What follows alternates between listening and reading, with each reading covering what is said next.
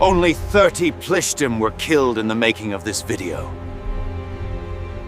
Stay tuned. There's a Gavaldiga podcast. Rabbi Steve Geller does a Gavaldiga Zach, and that'll be coming out this week. Torah Giants on Chumash. Welcome to the weekly piece on the Parsha from Torah Giants on Chumash, written by Rabbi Rabbi Goodman. Sit back and enjoy.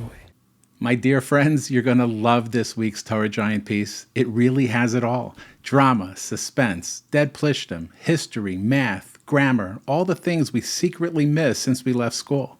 Let's dive right into this delicious gift from Rabbi Goodman. Yosef gave each brother changes of clothing, but to Binyamin he gave 300 pieces of silver and 5 changes of clothing. One of the most amazing volumes of commentary on Torah is Rav Meir Yechiel Halevi's Or Torah, which contains complicated mathematical explanations of Chumash. Drawing on a wide range of Talmudic sources, Rav Halevi records 9 approaches to the 300 pieces of silver. Here's one of his simpler interpretations. In Parshas Vayeshev, Rabbi Goodman explains the pasuk where Reuven returned to the pit and Yosef was gone. Rashi explains that the brothers took turns attending to Yaakov and that this was Reuven's day. But now, with Yosef missing for 22 years, the other brothers had to split up Yosef's turn between them. Binyamin was not involved in the selling of Yosef, so it was completely unfair that they made him take a share of Yosef's days caring for Yaakov. Yosef sought to pay Binyamin for all the days he'd served in his older brother's place, but why 300 pieces of silver? The Beis Yosef estimates that each year includes 300 weekdays. Divided by 12, each brother would serve Yaakov for 25 days per year. This totals 550 days per brother over 22 years.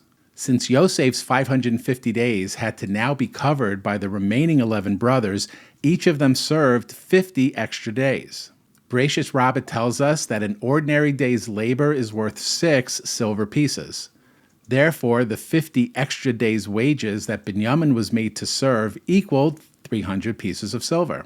Just amazing and perfectly reasonable. Next, the Vilna Gaon suggests that Binyamin's 5 outfits were only worth as much as the 2 outfits, according to the Ibn Ezra, that each of his brothers received. Since clothing got Yosef into trouble with his brothers, this was a way for him to favor Binyamin without antagonizing the siblings.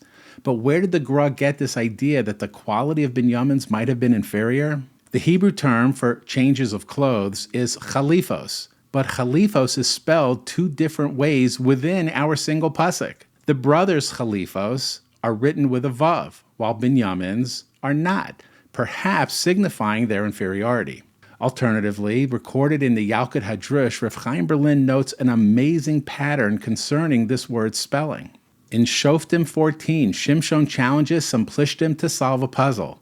If they succeeded, he promises them 30 changes of clothes. Chalifos with no vav. If they fail, they must give him 30 changes of clothes. Chalifos with a vav. Note the difference between the 2 spellings. Later, furious over his wives revealing the solution to the puzzle, Shimshon kills 30 men and gives their clothes, chalifos, with a vav to the Plishtim. The key to this pattern lies in the spelling of the word luchos, tablets, in the Torah. Written without a vav, the word resembles the singular luchas, singular because Chazal tell us that the 2 tablets were identical. Now, my friends, watch how beautiful this is. The spelling of the 10 brothers' garments with the vav is plural because the changes of clothes came in different sizes to fit each of the 10 different brothers. The 5 changes of clothing for Binyamin are spelled singular without the vav because they were all the same size. And watch how perfectly this will work with the account in Shoftim. Originally, had Shimshon lost his wager, he would have given the Plishtim 30 of his own suits, all the same size. Therefore, the singular spelling without the vav. Had Shimshon won the bet, the 30 losing Plishtim would each have given Shimshon a suit of theirs, all different sizes.